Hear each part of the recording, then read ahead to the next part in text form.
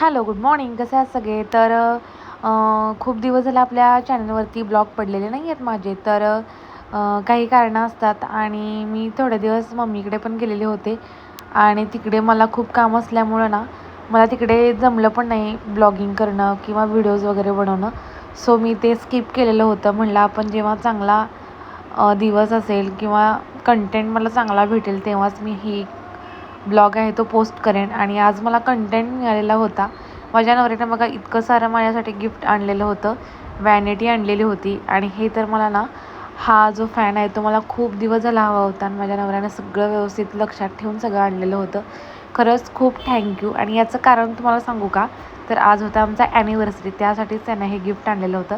असं नाही की तो ॲनिव्हर्सरीला मला गिफ्ट देतो, मला प्रत्येक म्हणजे काहीतरी स्पेशल असलं कधीही तो मला सगळं म्हणजे पुरवत असतो. त्यामुळं मी असं म्हणणार नाही की ॲनिव्हर्सरीलाच तो मला गिफ्ट देतो.